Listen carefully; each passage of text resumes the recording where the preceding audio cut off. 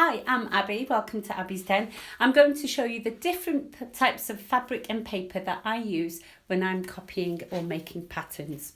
Let me talk through a couple of things with you. You always want to make a template. I've been doing this for a very long time, so I don't necessarily make a template for myself. I just go straight wham into it. But for you, if you're new to this, then you might want to make a template. Quite often you'll see people recommend lots of different things. And the first and most popular thing you'll find is Swedish paper, because what you can do is once you've made the template, you can actually sew it together.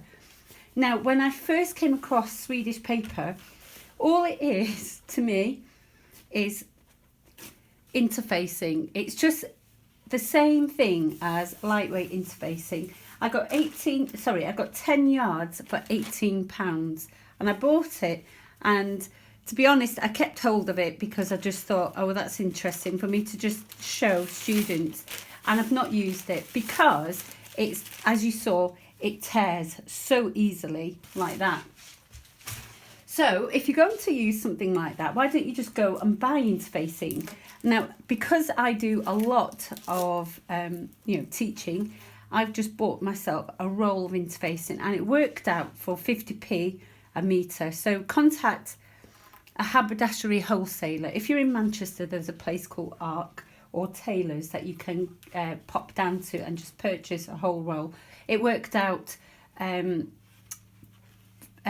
a metre. For that 18 yards is about 15 metres, so it worked out £1.50 a metre, but it's not very wide.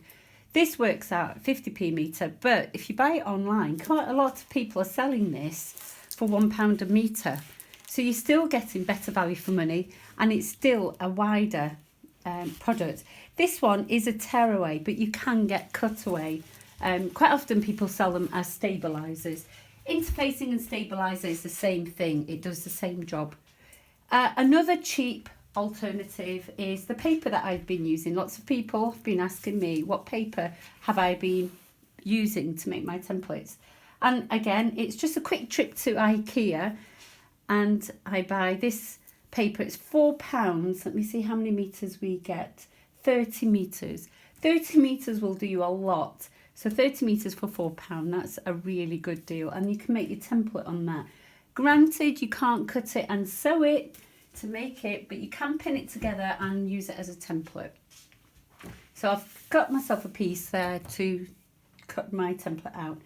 And then still in IKEA, you can buy this fabric here. Again, I buy so much because I teach. So it's 35 metre roll I've bought here. It's called Bomul. It's cost about £2.50 or a metre. I can't remember off the top of my head now.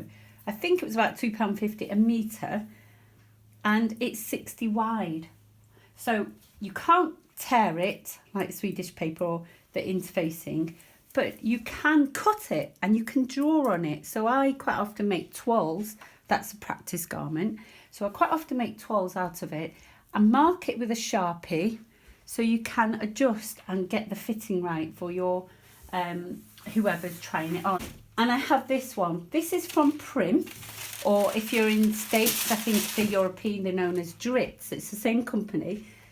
They have this dot paper, and this is accurately measured at 1 centimetre. So if you need to measure very, very accurately your patterns, I know the kind of patterns I do are very, very rough, because I'd like to get people into sewing, and if there are a little stitch here and there out, doesn't matter. But when you want to do something as accurate and as perfectly fitting, like I might do occasionally, I want to make sure that I use this very specific paper that measures right down to the centimetre, and I can be assured that if I measure dot to dot, that I'm getting a consistent centimetre square. And that's very important to me on some projects. This one works out about £2 a metre, but as you can see, it's quite wide, and you'll get quite a few pieces on there.